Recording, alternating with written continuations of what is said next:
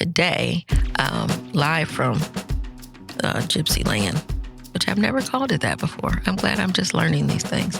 It's a famous hashtag. Is it? Yes, Okay. Gypsy Land Studio. When do you use that hashtag? Okay, so now I got to go back and research and find this hashtag somewhere. But we have a special guest, Uncle P, in the building. Say hello. Hello. Hello. Hello. Hello. And Uncle P is somebody I have known for a number of years. I didn't do any math, so I don't remember, but we're going to go with 25. 25 feels about right because my oldest daughter will be 25 in September. So I'm sure I met you before I had any children. Yes. So that actually probably puts you closer to 26 or more. So we'll go with 26 plus years. And I don't even actually know how we met except through Will, but I don't remember like the occasion or anything like that. But there was the famous brick, the house that everybody used to hang out at, which was like the cool spot. And once I was invited to the cool spot, then, I was in. Oh, yeah, you was in. Definitely. But did you ever work at Ruby's? No. You see, you never worked at Ruby's, but everybody else around came from like Ruby Tuesdays. Yeah, I frequented just about anywhere Will was. Mm-hmm, mm-hmm. And so now that we have established that we have been around the block a few times because it's 25 plus year friendship, relationship of knowing each other, I thought it'd be a good time to like sit down and actually get to know you because we've never actually like just sat down. And I think you're from afar watching you on Facebook and all of that. You're a very interesting person and you've done a lot of interesting things. And so, I'm curious. So I figured this could be fun. Sounds good. Yeah. So I always like for people to introduce themselves in the way that they see themselves in the world and how they take up space. So that could be with an official title, a professional title, or it could be something else. So I just ask you, who are you? Who am I? I guess if I was to put some type of title on myself that encompasses pretty much most of what I do, I say an entertainment consultant. Mm-hmm. I have a degree in music entertainment management. I didn't do that to go make myself better than anybody, but I wanted to have a thorough understanding of the industry. And the education I got there gave me a much broader view of all the working machine behind the entertainment industry. So I'm an entertainment consultant. I help, I guess I'd say, with a specialty on strategy and project management. I do a lot of helping people, bring their ideas to life. So I do that in an entrepreneurial type spirit. And so have you done music yourself? Were you a musician or are you? Yeah, I come from band. I come from choir in church, band in junior high school. That's where I met, the man behind the machine, mm-hmm. the tech side of this podcast, Will Black. We met each other actually doing music in junior high. So I have that background, really led into the DJ aspect of the culture. So I let go of the instrumentation part of it. I still rapped and wrote, which Will and I had a project we put out in like 91, mm-hmm. somewhere in that area. So yeah, and I think that really helped me round out everything because I understand being an artist and a creative and then the business side too, and then the challenge of getting those two on the same page so magic can happen. Do you have a favorite rapping versus DJing versus managing? Is there anything that you love the most? I would say I really love the bringing the ideas to fruition. Like, I love when I want to do this. I enjoy the process on figuring out how to get it done the most efficient way, and it be successful. So when you say someone brings something to you, so I know very little about the music industry. I know what I like and that sort of thing. But if someone feels like they have some talent and they're not going on American Idol or something like that, but there's somebody who's just been in their bedroom, in their basement writing, trying to perfect their craft, that sort of thing, and they want to be seen, they want to do a show somewhere, how does that happen? How does somebody find their way into the space where people see them and that moves them to the next level of whether that's getting, I guess, a record deal? Or I don't even know, are people getting record deals nowadays? Because I also feel like things probably have changed a lot. Yeah, it's changed in a major way. Independent really drives the music industry, and once the majors, so to speak, catch wind of an independent being successful, that's when they come in and put the resources that they can to really, take something to the next level. But as to the beginning of your question, like, how does someone start to get out there? For me personally, I like to have a conversation and find out, who they are as a person. What is it that their music is about? What's their message? What is it that they have to say? I tend to, I guess I won't say shy away, but I don't get really attached to artists that, are just doing this because, I want to be seen, or, I just want to ride the wave. I think that's cool. It's great, for some people, but, that's really hard to build a long-lasting career with someone that just wants to follow a wave, because you don't really get to know who that person is. You're just doing what's popular. And music that sticks with people normally means something to people. So I really try and help the artists understand, who they are, what message they want to convey to the public.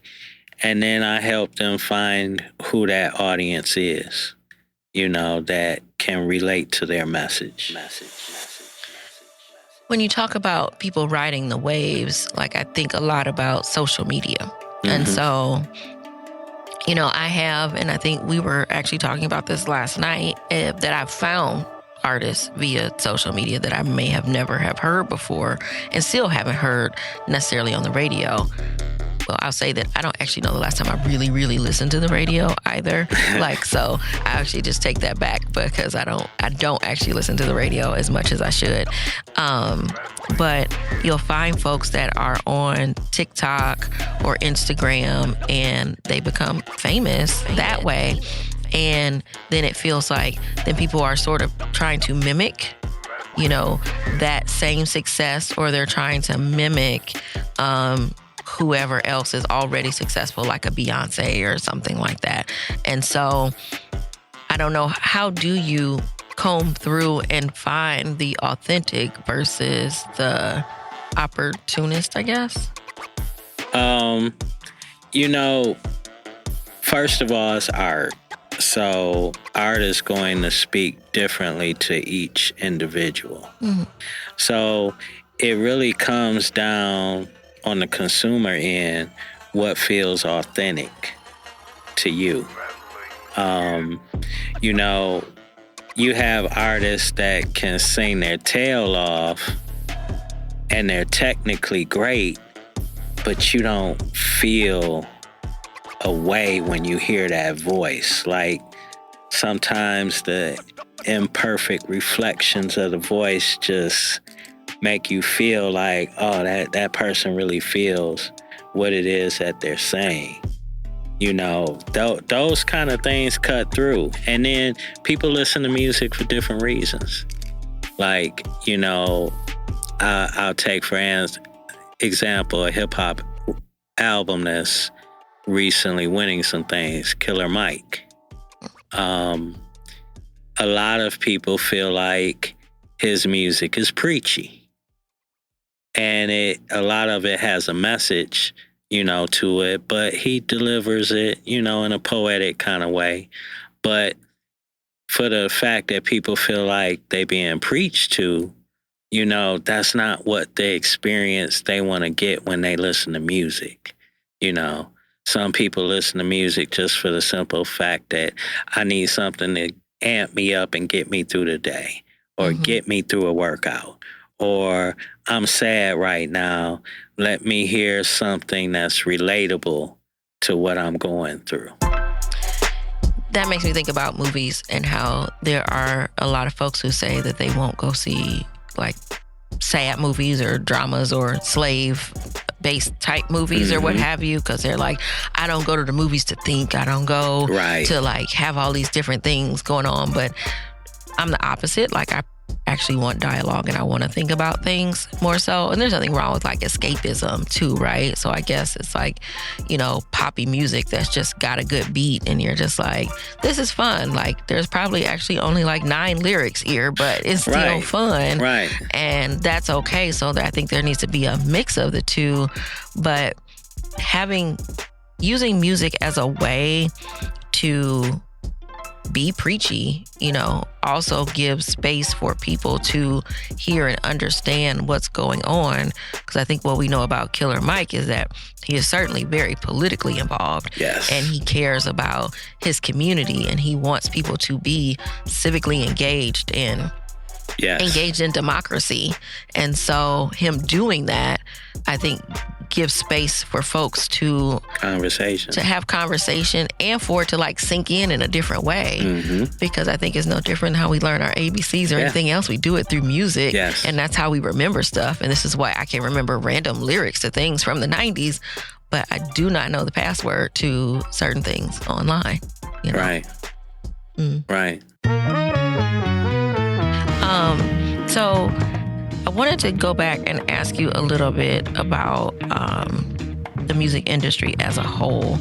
I feel like, well, I guess I should ask the question, does it get a bad rap or is it like as shiesty as people make it seem to be? Because you'll watch movies, and I was thinking specifically about like Cadillac Records or the Ray Charles movie or any of those old movies where they're talking about Etta James or whoever, and people always got like really shoddy deals, or you find out they never made any money off of their records, you know, and that, you know, between management and production and whatever else, that and a lot of people ended up broke and bankrupt, and all these different things happen. And it's happened, you know, even since then to folks where they have thought that they had money that they did not have. Is that all because people are artists and they're just busy being artists and they're not paying attention? Or is it that the music industry is, you know, got a lot of issues? Both. Artists are some of the most vulnerable people on earth because they are creators, and creators just want to be accepted for the art that they put off into the world. So when you just want to be accepted doing what you love, you know, it's easy to fall for the banana in the tailpipe. You know, if someone can sell you a dream, then you're gonna go for that dream because it's a creative space. So you're hoping for that opportunity. So when you have a person that is willing, that's open, that is almost desperate for the attention, for the opportunity, it's very easy to take advantage of those people. So, they don't read contracts. A lot of them even know that, I know I'm going to get screwed. They'll never get on their documentary and say that, because it doesn't pose well for them. But a lot of time, this music industry has gone on long enough where we've all heard the stories. Now you are at the point in this industry where you can get as much leverage in the situation as you want. You don't need that record label to record yourself. A lot of these things that the labels used to pay for to hold leverage over you, they don't have anymore. Because you can market yourself so well. Yes, technology. Like what we're doing in this basement, used to require a $300,000, $500,000 facility, to do that. I've often said Guitar Center screwed up the music business, and people get mad at me for saying that, but it put the equipment in the hands of anybody that had a salary job. Anybody had a credit card. Had a credit card. You could have a studio. So we had a long period of time where it was a lot of amateur sounding stuff flooding the market, which ended up keeping a lot of talented people down just because we as the consumer said, I'm not going to take you seriously till I hear you on the radio. Or I see your video on BET or MTV. Because that was an actual mark where... Yes. Actually, I don't know, do they make music videos anymore? Besides Kendrick Lamar, he certainly just made one. But you don't...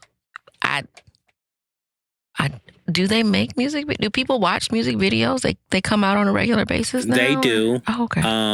But a lot of them get broken up into more so short form content because the attention span just isn't there. Now, you have your core fan base that will get off into the videos and all that stuff. But, now we're in a place where people want that organic type relationship with the artist. So you might, as an artist, have a better chance going viral, fixing breakfast, talking stuff online, as opposed to this $50,000 well-produced music video. Yeah, I asked because I'm also a person who hasn't had cable for probably 11 plus years. You cut the cord a long time ago. I haven't had cable. And so thinking about music videos is not something, honestly, that I just haven't thought about. But I've thought about in the sense of like my children didn't like sit around and watch music videos the way that I did, like watching Video Soul or, pop-up video. I loved pop-up video on VH1 and, MTV when they did that sort of thing too. And it was fun. Like you were looking forward to, I think everybody back to was, I think about like Michael Jackson, like everybody, why I can still remember when Thriller came out, like, cause it was like an event. Premiere. Yes. Like it was a whole premiere for this music video that I watched. And I remember being frightened because it was scary. That's another story. Because I was little too, though. I think I might have been like 5. Okay. So, and so it was frightening. But I did love Michael Jackson and all of that. And so, you don't have that same sort of thing where you're having these world premieres of music videos. Because even like Kendrick Lamar's, I've seen it, but I've seen it on Instagram, right? And so I don't know when it actually came out or how it was meant to come out. 4th of July. It came out on the 4th of July. Yes, okay. On purpose. He's very funny. He's very funny. And I'm going to ask you about that because then I feel like I'm getting like an expert sort of commentary on the rap beef. Okay. So I think we can talk about that too. But before we do, you mentioned something about attention span. which makes me think about music in general. With our attention spans being shorter, which I think most of us will admit that they are, and it probably gets worse when you have stuff like TikTok and Reels or whatever. They can only be so long. I think about music, and music songs, I feel like they used to be longer. And so I listen to a lot of old school music, and that's where my heart is. And, I will miss a lot of new stuff because I'm busy listening to old stuff. And if you listen to something like Stevie Wonder, or, I don't know, even like the Daz Band or whoever. And I was something else I was listening to the other day. I can't remember what it was, but I was just like, this song is still on. Right. It has not ended yet. It's the mega remix. Right. But I don't even know if it was actually that if it was a remix or if it was just literally like a 9-minute song, because that's what they decided to do. I Want Your Love by Chic. It's like super long. And that's one of my favorite songs. Right. Like I can listen to that song. Like if I hear it, it's like, and I'm in the car, even though I realize this is probably my playlist, I'm going to sit here until it's done. Until all of the bass has had its part and the trumpet or the horns have had their part, and then and everything comes back together. Like I really love that song. But it is long. But songs now aren't as long. Do you think that is better for artists, or that it actually may not make any difference at all? It's a direct reflection. Yes, you are exactly right. Especially in urban music, the songs have gotten shorter. The 3 verses, and the hooks is not necessarily the formula anymore. Everything's got shorter. It looks better with your analytics. If someone completes a full listen of your song, as opposed to them cutting it off in the first 30 seconds, like those kind of things hurt you as an artist, as opposed to how you show up. If majority of people that click on your music only listen for 30 seconds, well, you know what? Spotify is not going to recommend your music too often. Really? Yes. Okay. So they're paying attention about how long and how many times someone listens to the same song over and over again. Data is something that's driving everything that we didn't have these numbers to back in the 90s, early 2000s. We didn't have all this data. We didn't know where these listens were coming from. Somebody bought a CD, we don't know nothing about them. Right. But now that we're all hooked up to a server, it's showing our entire catalog. They know our whole demographic. Yeah. They know I'm a Black lady. Yeah. They probably know I have kids because I have Spotify family. Right. So they know they're on there and what they're listening to, what we're sharing with each other. So they make most of their business decisions based off of all this data that they got. And that can be creepy. It is. Also, because as much as I believe in us having information, we get to a space where we have so much information about people, and then it's a matter of what people are going to do with it, because no one's ever just going to use it for good. They're not just going to be like, oh, Erika, you really like that song, Chic? Well, let me recommend this song. And that's all I want to do is to get you to hear this other song that has horns and a bass line or whatever. Right. It's scary a little bit. It's taken so much out of it, and don't get me wrong, I love data. I love looking at it and forming strategy from it. But like you said, it gets to the point, where it's too far. Yeah. Well, speaking of too far, let's talk about rap battles. Okay. So they're not new. They've been around for a very long time. Mm-hmm. There are some famous ones, obviously Tupac and Biggie and Nas and was it Nas and Jay-Z? Jay-Z? Yes. And others that I don't know. Have they always been real, or were they? Because I wonder. I feel like sometimes maybe they started off as actually being real, and then they became a little contrived, and then sometimes they're real and sometimes they're not, and sometimes it's hard to tell, like what's a publicity stunt versus what is actual. Like you said something about my mama.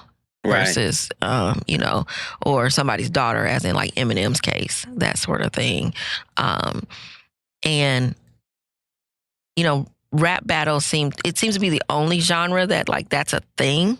You don't hear like country battles or pop battles, even though they do sort of pit people against each other, whether it was like Britney Spears and what's that girl's name? Jessica Simpson type of thing. Mm-hmm. They used to like, people do that comparison for whatever reason that they feel like, is this person better than this person?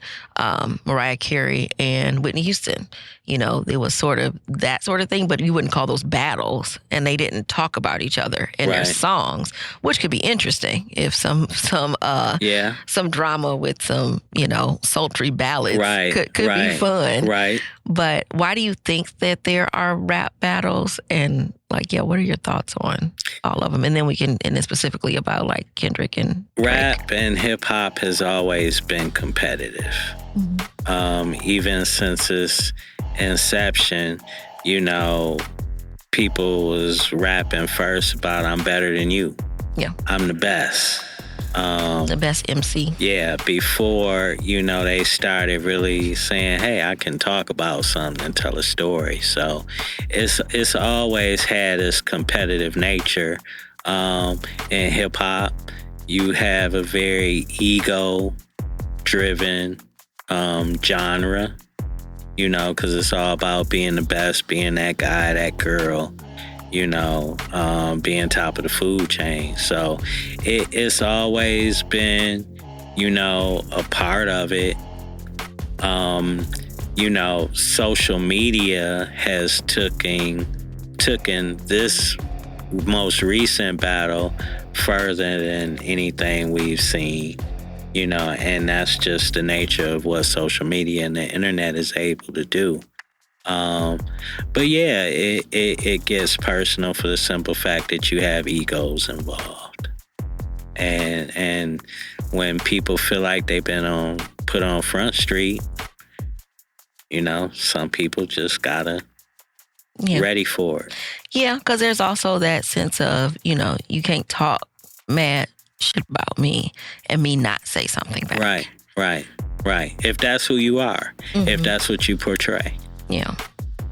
So what are your thoughts specifically around Kendrick Lamar and Drake in that battle?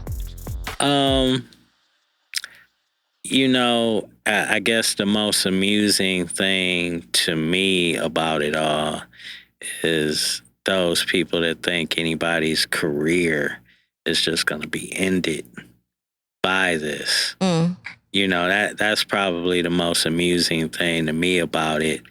I'd be willing to say that, a majority of Drake fans could care less about this beef or what's going on, because that's not why they listen to Drake. They listen to Drake for the party atmosphere type stuff.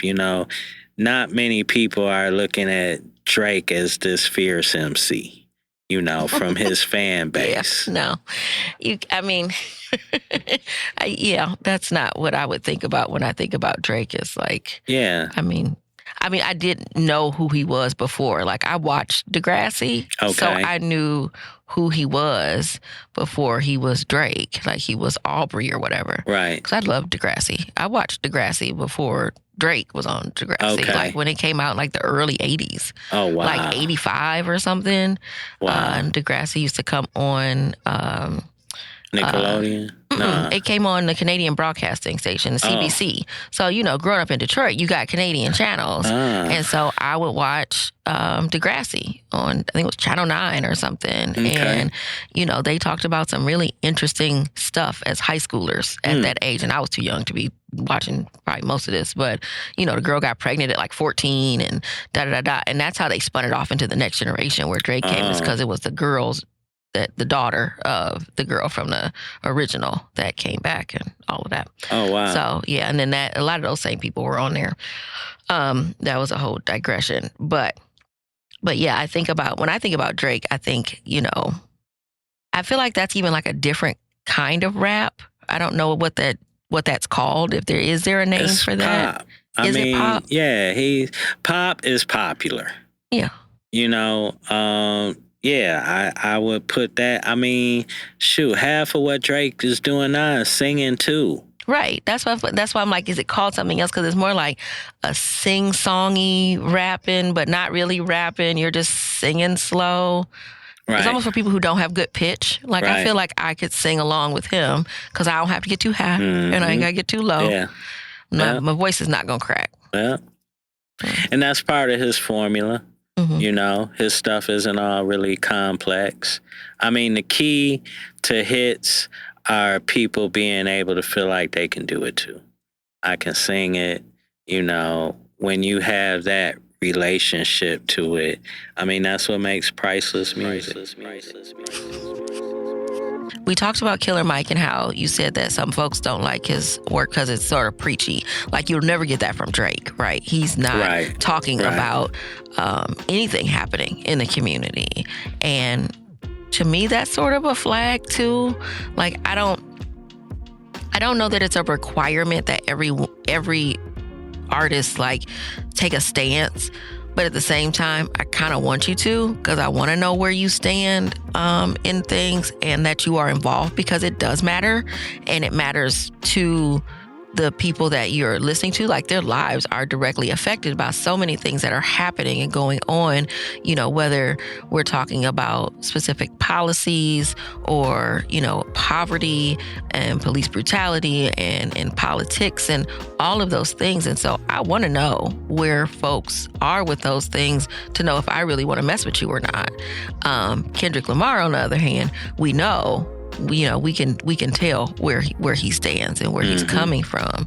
And I wonder, personally, if that's why he won, because he actually is feeling like the heartbeat of the community and the frustration of the community, as well as just this desperation of wanting more and to feel free and to be happy. And so much I feel like you get from his music, as well as something that's thought-provoking, as opposed to whatever Drake is talking about.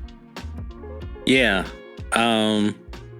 Kendrick, here's the funny thing. With me being a DJ, I understand they both have their place. I know where Drake is appropriate, and I know where Kendrick is. So it's always hard for me to jump on one side or the other, because I understand both. Kendrick definitely has the pulse, because the people that care about this stuff in the first place, are in tune with the type of artist that Kendrick is. Drake, you can't listen to Drake's music and really tell what Drake's passionate about. I think he's passionate about girls. Yeah, outside of his riches and that type of thing. So, I mean, with Kendrick, I can't listen to a whole Kendrick album. Kendrick is sometimes somebody that can, I don't know if I want to say the word preachy. I don't know. He can sometimes just seem whiny to me. Are you talking about the sound of his voice or what he's saying? And maybe this more so him as an artist, as a person, and not his music. He's one of them people that, wants his attention. and he's going to demand, not to the level Kanye is, nowhere near that level. But, and that's just not what I look for in artists. Like, do your thing, be you authentically. People that's for you is going to jump on that wagon. Yeah. Speaking of Kanye, what do you think of Kanye at this point? Like, where do you think he stands? Because I guess I feel like I've been a Kanye fan. I have enjoyed his music, and again, he's somebody that I feel like I understand where he stands on certain things anyway, in the past. And then now, like, I'm not really sure what he's doing or got going on, and it sort of feels like wasteful to have like that much talent and that much genius and that much drive, and you're not producing more and doing more. And so, yeah, I don't know. I think he's a product of just too much dang on information. Mm. He go from Sunday service to getting dome and what country was that in the boat where he had the girl down one of them foreign countries where they travel by boat. I think was he in Italy? Something like that. I think so. I can't remember. He just I just think it's impossible for that brother to stay focused. Yeah, I mean, I think, well, shoot, that's hard for a lot of people. Yeah. But I think, also when you get to a point you have so much money, and then no one can tell you anything at all. There's no space for somebody to be, I think, completely truthful with you if you got enough people around you who gonna tell you that your shit don't stink. Yeah. And then you got all the information to you at your fingertips that you could want. And not even know you want it. It's just there. Mm-hmm. So, I mean, trying to figure out this world is a mind screw in itself. And that makes me wonder, can you be super rich, ultra rich, and still be hungry enough to do excellent work? If you're working in what your passion is, I believe that. But I feel like Kanye was working in what his passion was. Like, I don't know him personally, obviously, but in watching, like, even that documentary that was on was it on Netflix? Amazon, was it? One of them. I feel like it was Netflix, but I'm not sure. But that documentary, from that, like, I got a sense of you had this drive to excellence. Like, you were, going to prove a point that I can be number one. I can be this great artist and this great writer and all of that. And, and you were winning at it. And so, and then their distractions come. But then also we understand, like, the death of his mother was a big blow to him, along with, probably other things that we don't know anything about happening. So if your passion is music and your passion is hip hop and rapping and writing and producing and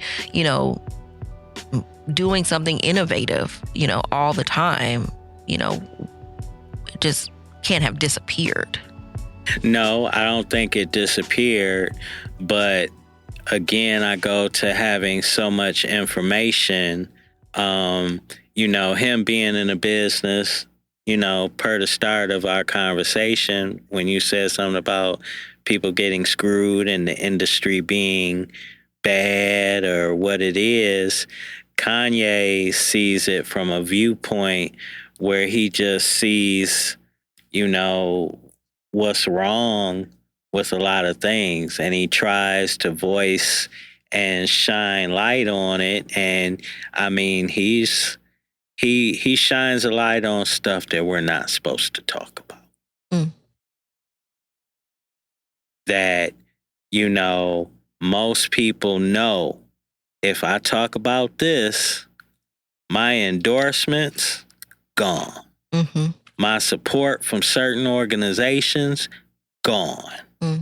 And these are the same powers that be that made you what you are today. Mm-hmm. So it comes again to where you have so much money, you know, Kanye's a fighter. He like, shoot, I'm not just gonna sit and fall back with this money. You know, I'm gonna disrupt some things. And he's definitely doing that. And that can make someone look crazy, Mm-hmm. crazier than what they actually might be. Yeah. Because then it's about the narrative and then who puts out the narrative. Exactly. Mm-hmm. Yeah. So I want to ask you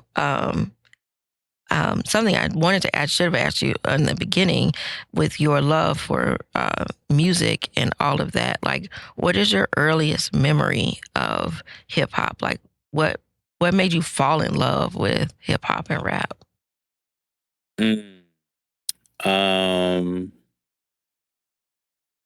Probably. Well, what made me knew that I was going to do this was the movie Breaking. Oh, I was love that movie. Yeah, I was fascinated, you know, with hip hop. Like my mom used to go buy records all the time, and she bought my first Sugar Hill Gang record. But I knew that I wanted to be in the culture with the movie Breaking. And it was when Ice-T was the DJ in the club that they went to. Mm-hmm. And, you know, he got on the mic and told them what they was about to do.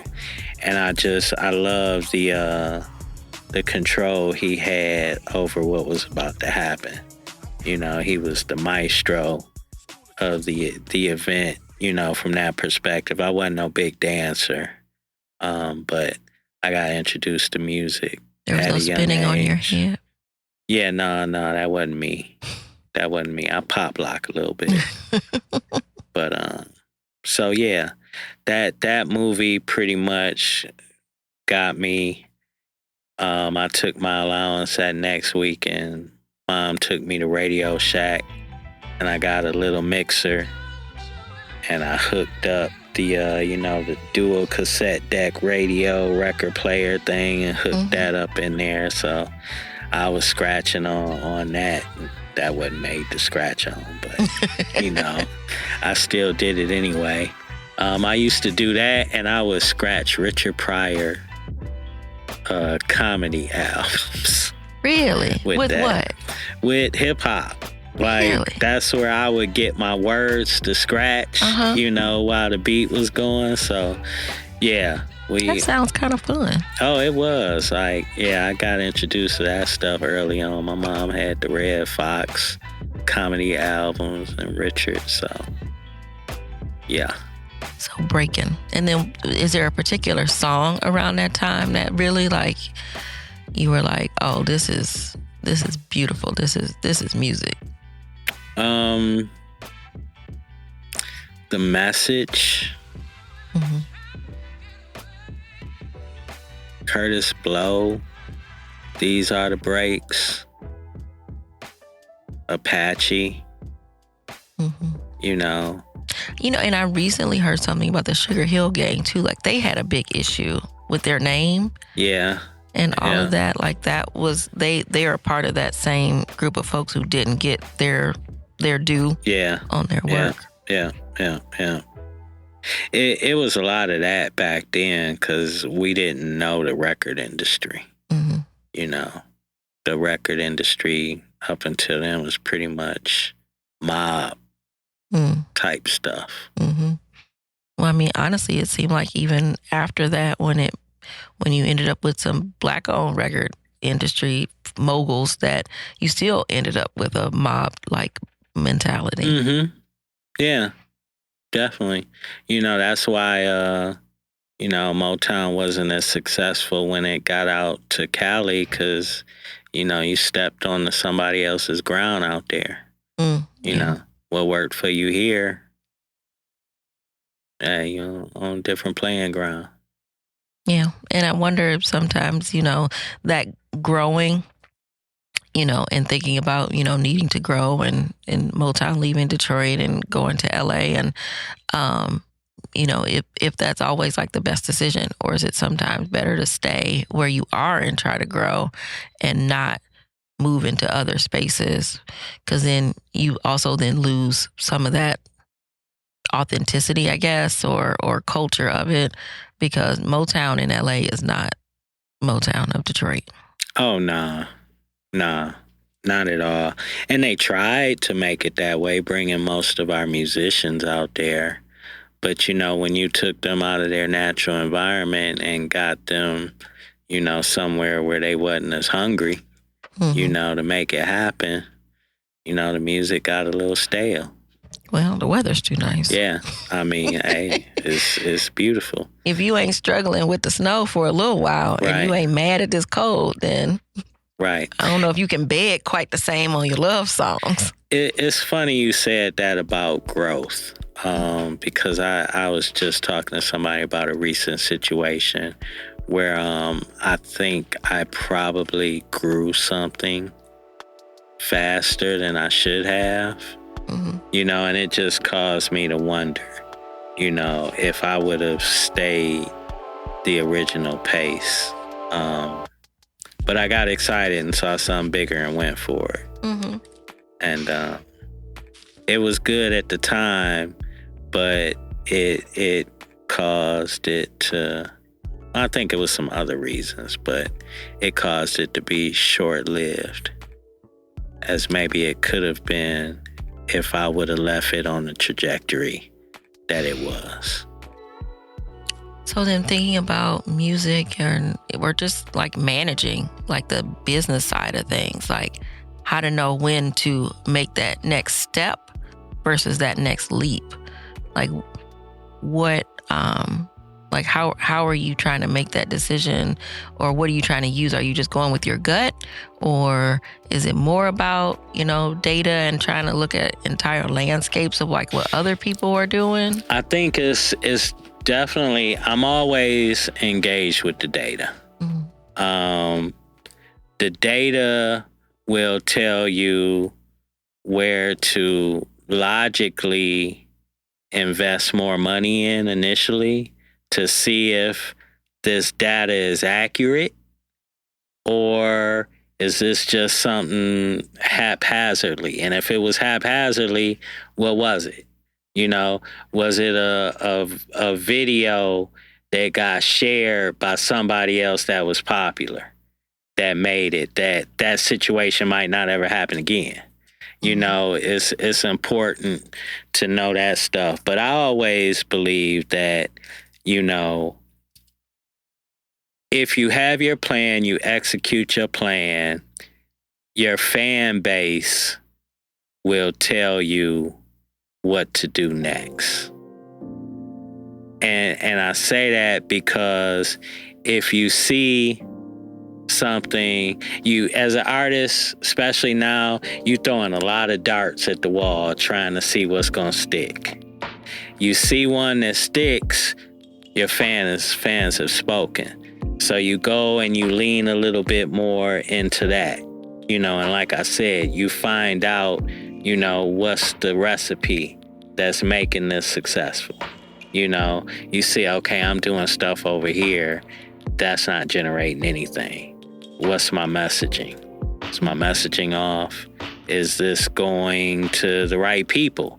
Maybe I have a great message, but I'm supposed to be kicking this message to people 29 and up, not, my 18 to 24-year-olds.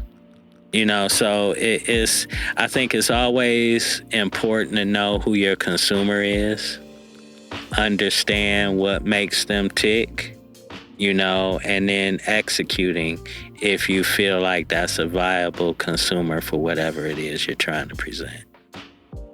I think there's always room for failure and learning from mistakes, because you can fail up. Oh, definitely. Because you can feel like you had a great idea, and it's like, I know this is a good idea. What did I do wrong with this? Did I not communicate it properly?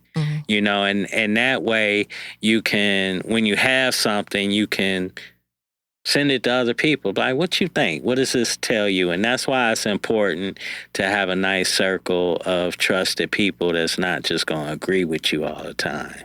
That's going to give you other insight. That's important. So many people want to just put yes men around them, and that can send you off a cliff real quick.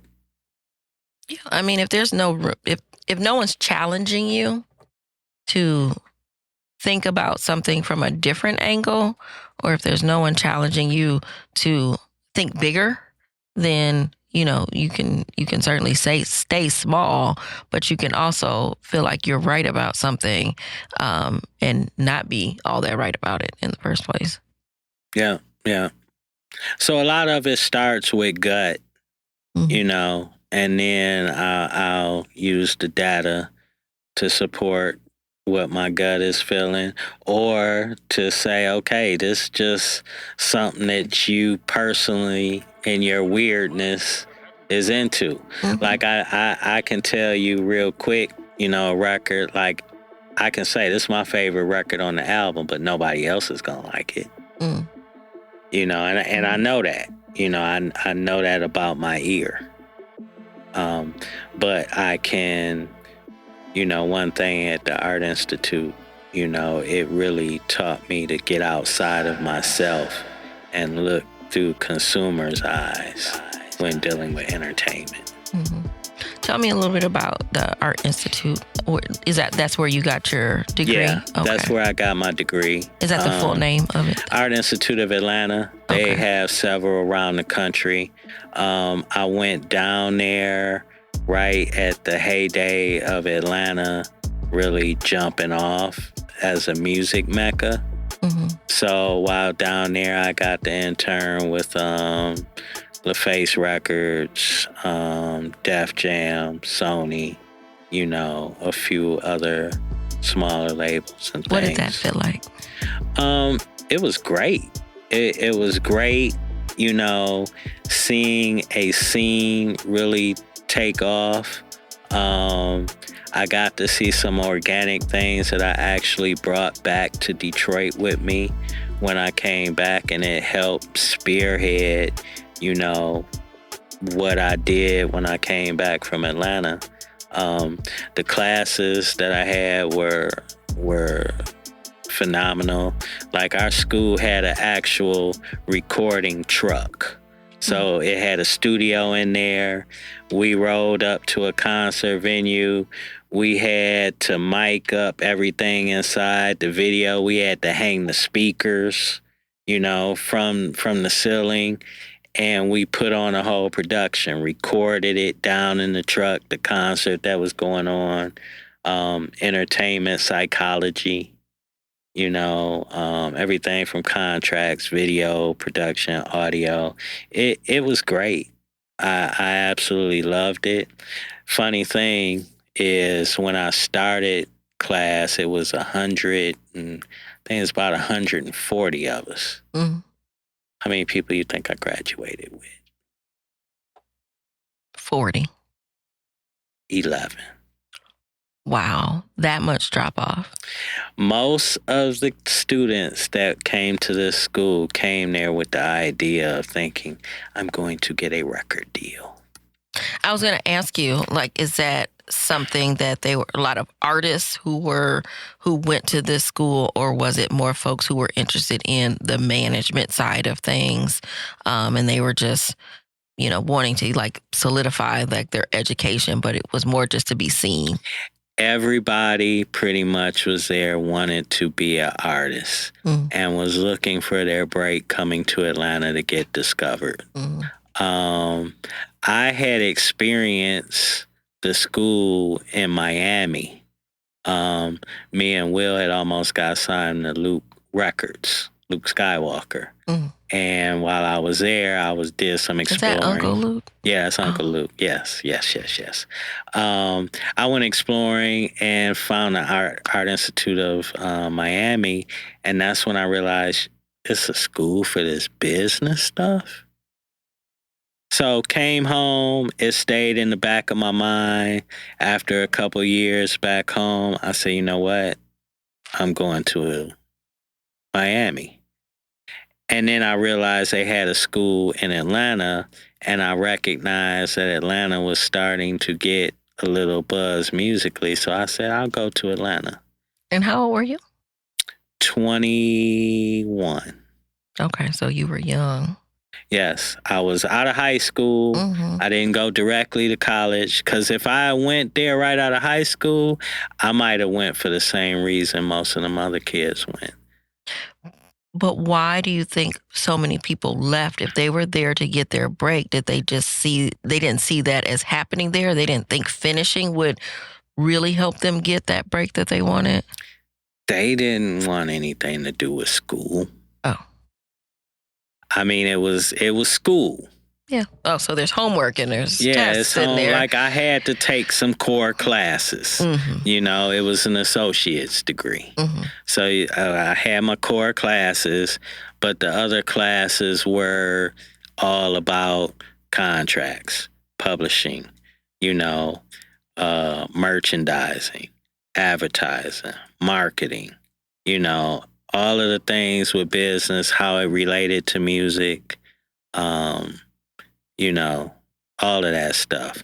So I went there wanting to learn and get everything I knew or could out of it, because I read what was the music Bible at the time, this business of music, which was about as big as the Bible. So I was fascinated and knew what it was that I was going to get out of it when I went. Most of the other people had no desire to think of doing anything other than being an artist. Would you suggest budding artists go through school that way? Budding artists? Like folks who do actually want their break. They want to be performers.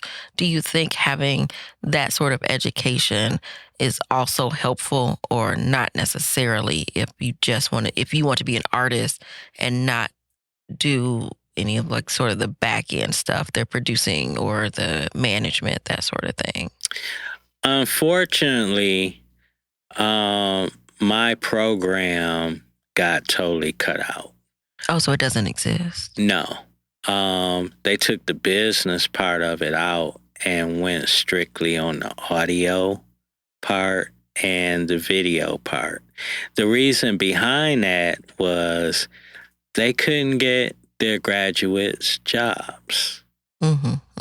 Because, you know, the record labels aren't like, you know, major corporations.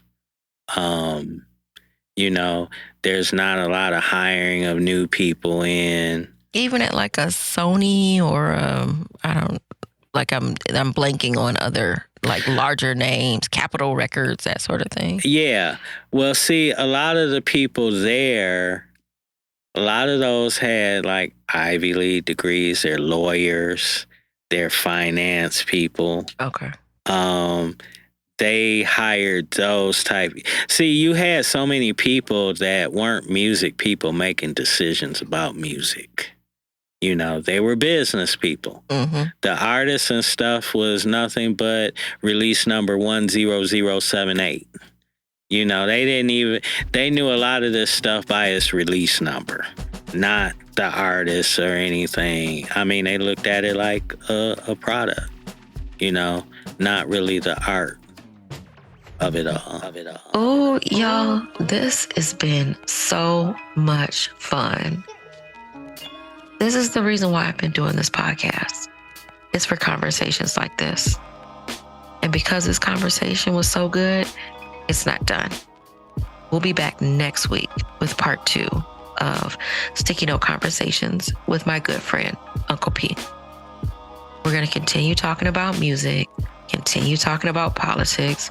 We're connecting the dots about how all the things are tangled and intertwined together, the same way we all are tangled and intertwined together as a community. I hope you join us. And I hope you enjoyed this conversation as much as we did. See you next time on Sticky Note Conversations. Thanks for listening to Sticky Note Conversations with Erika Washington. Hosted and executively produced by Erika Washington, with music, mixing, and editing by Black Gypsy LLC. Special thanks to KUNV 91.5 in Las Vegas. This show is powered by Make It Work Nevada, a project of Tides Advocacy.